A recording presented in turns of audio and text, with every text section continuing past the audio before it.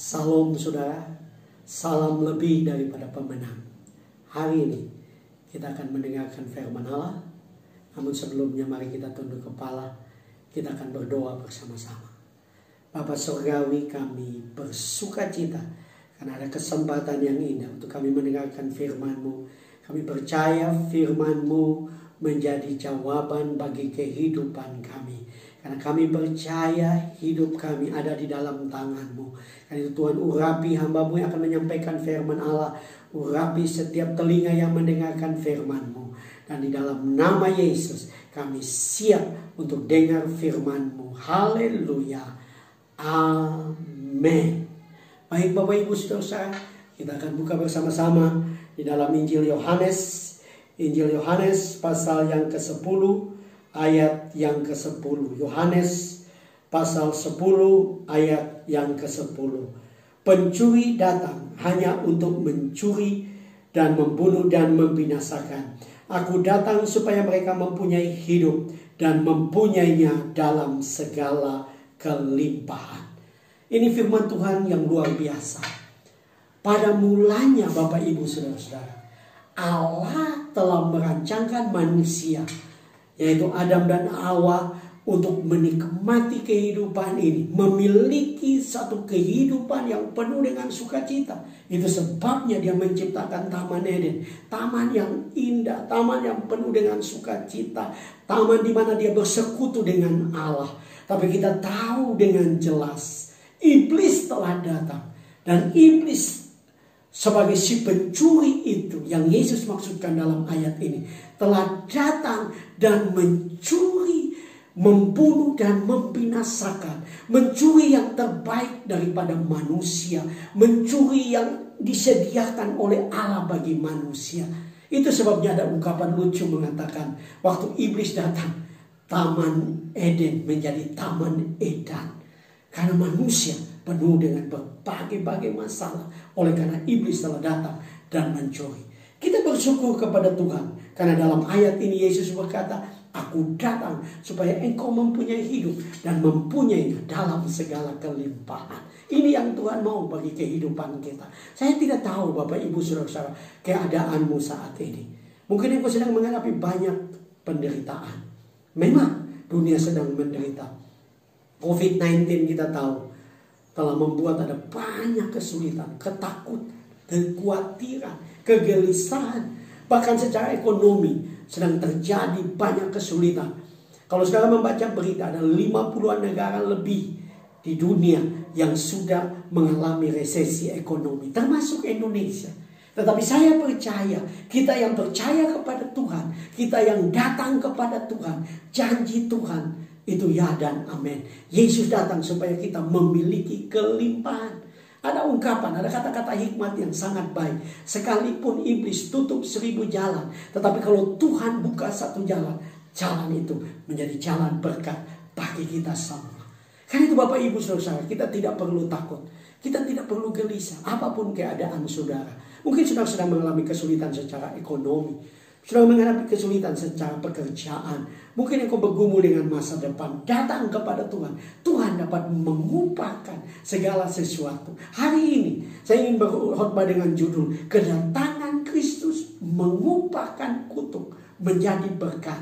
Kedatangan Kristus mengubahkan krisis menjadi berkat. Kalau kita percaya kepada Dia, Dia dapat mengubahkan segala krisis dalam kehidupan kita dan menjadi berkat. Saya teringat akan seorang yang bernama Nick Fugees. Dia lahir di Australia. Dia lahir tanpa tangan dan tanpa kaki. Dalam perjalanan hidupnya dia ceritakan dalam bukunya, dia mengalami keputusasaan, dia mengalami kekecewaan, dia menjadi khawatir dengan masa depannya.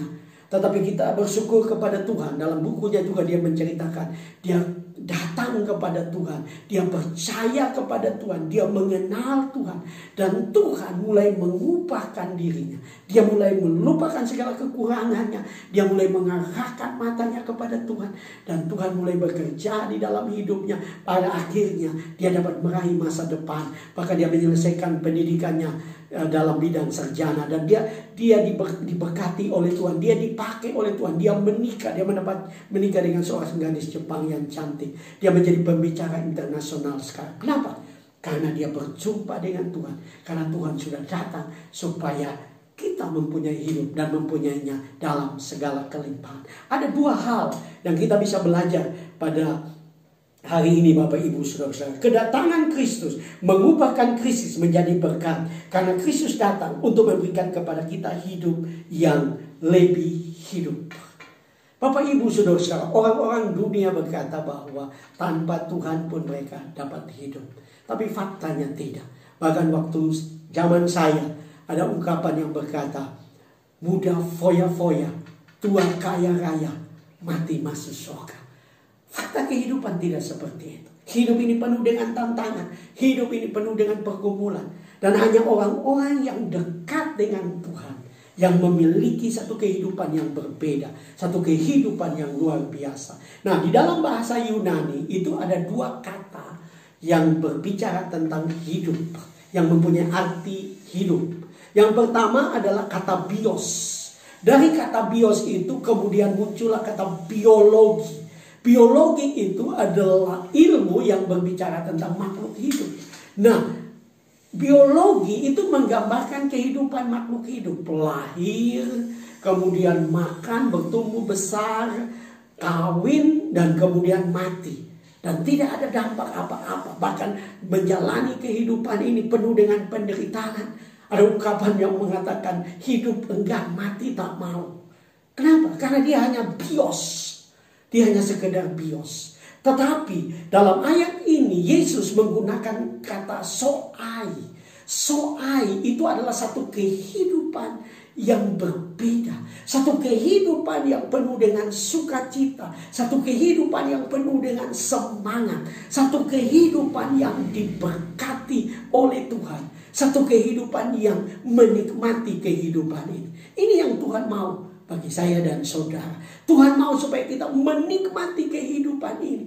Kita menikmati perjalanan kehidupan kita. Sama dengan kehidupan Kristus. Kristus telah datang dan dia menunjukkan, sekalipun ada begitu banyak penderitaan, tantangan, bahkan penganiayaan, orang-orang Yahudi ingin membunuh dia, tapi dia menikmati kehidupan ini. Dia menjalani kehidupannya dan dia menyelesaikan rencana Bapa bagi kehidupannya. Ini yang Tuhan mau bagi kita.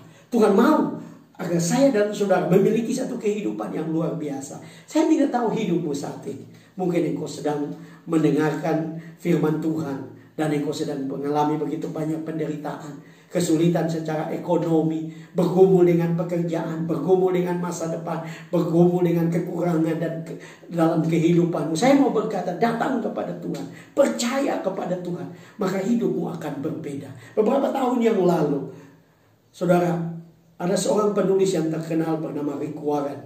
Dia menuliskan satu buku berjudul Purpose Driven Life, hidup yang diarahkan oleh tujuan. Dalam buku itu dia menuliskan tentang bagaimana supaya hidup kita diarahkan kepada tujuan ilahi. Karena waktu kita hidup dengan tujuan ilahi, hidup kita menjadi hidup yang berbeda.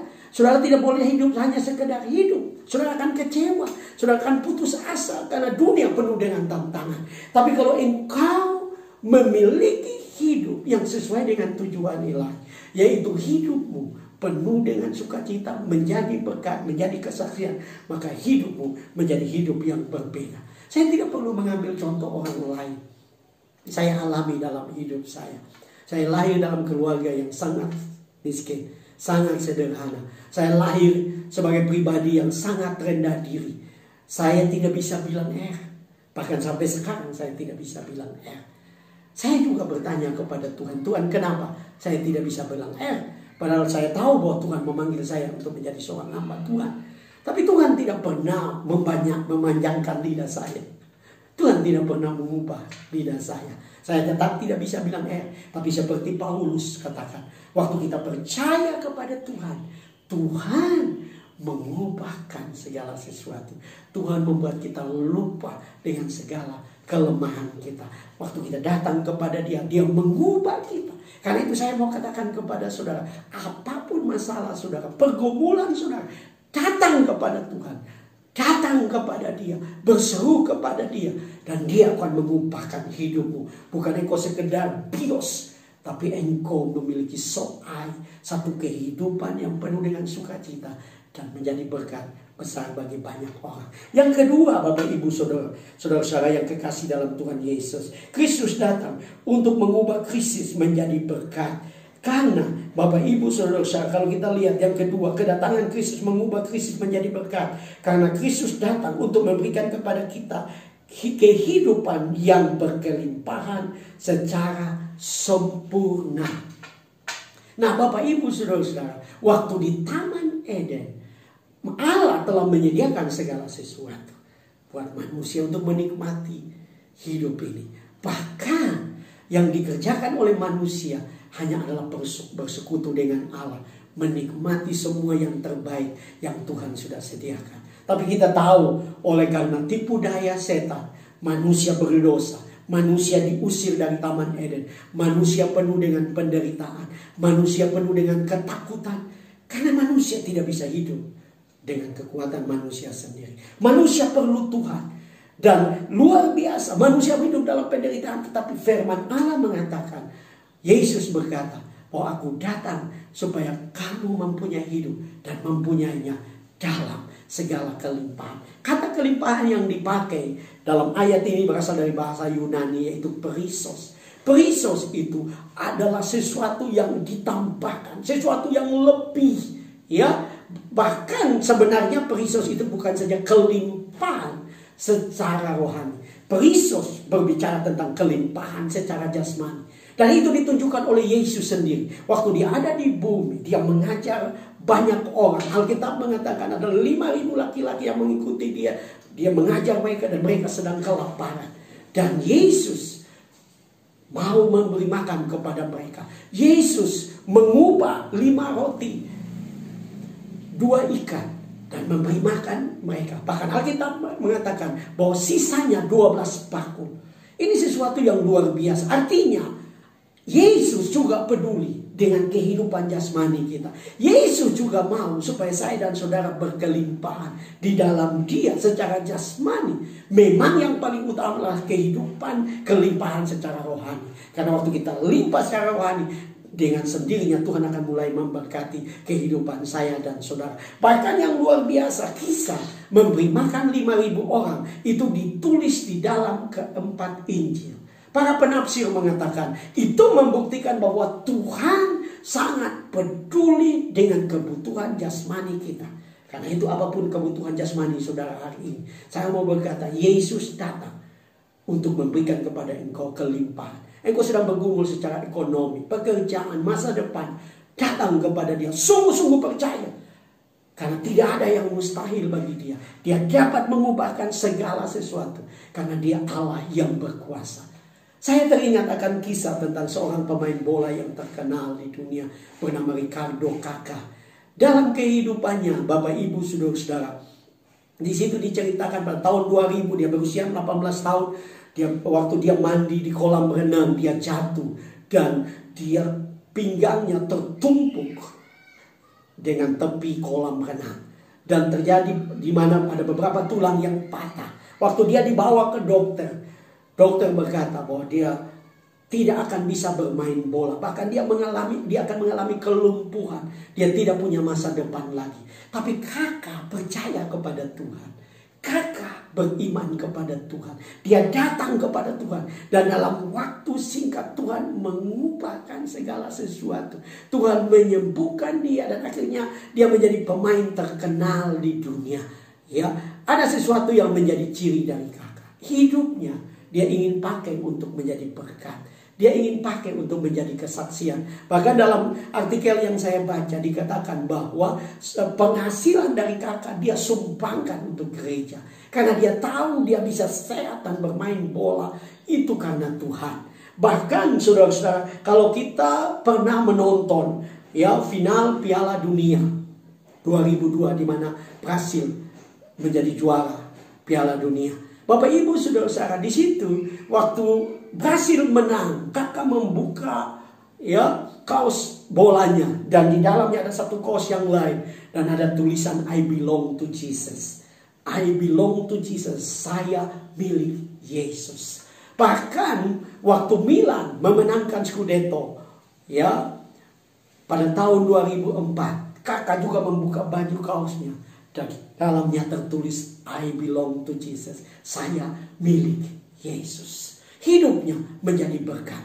Wartawan bertanya kepada dia, kenapa engkau harus membuka baju kaos bolamu dan menunjukkan baju kaos di mana engkau ada tertulis I belong to Jesus. Dia berkata, saya ingin menunjukkan kepada dunia bahwa kita yang percaya sungguh-sungguh kepada Tuhan, kita yang mengandalkan Tuhan, kita percaya bahwa hidup kita akan menjadi kesaksian. Hidup kita menjadi hidup yang luar biasa. Hidup kita adalah hidup yang menjadi berkat besar bagi banyak orang. Saya percaya firman Tuhan menjadi berkat besar bagi kita semua. Mari kita tunduk kepala dan kita berdoa. Bapa Surgawi, Engkau melihat setiap anak-anakmu yang menonton video ini. Biarlah firman Allah akan menjamah mereka, memberkati mereka, sehingga hidup mereka menjadi hidup yang berbeda. Aku berdoa buat mereka yang sedang putus asa dengan hidup mereka, putus asa dengan masa depan mereka. Mungkin mereka sedang bergumul dengan ekonomi saat ini. Aku berdoa di dalam nama Yesus, Engkau berkati mereka, Engkau ubahkan hidup mereka menjadi hidup yang penuh dengan sukacita, hidup seperti hidupmu Tuhan. Dan kalau mereka kekurangan saat ini oleh karena resesi, oleh karena COVID-19, aku berdoa Tuhan berkati mereka, genapkan janji firman-Mu bagi mereka, sehingga mereka berkelimpahan di dalam Engkau. Aku berdoa setiap orang yang mendengarkan firman-Mu hari ini, hidup mereka diubahkan oleh Tuhan. Terima kasih Tuhan, dalam nama Yesus kami sudah berdoa dan mengucap syukur kepada Bapa di surga. Haleluya. Amin. Bapak Ibu saudara-saudara yang diberkati dengan video ini, saya minta Bapak Ibu saudara-saudara like, subscribe, share, dan saudara memberi komen, sehingga channel ini akan terus berkembang dan menjadi berkat besar bagi banyak orang. Shalom, Tuhan memberkati.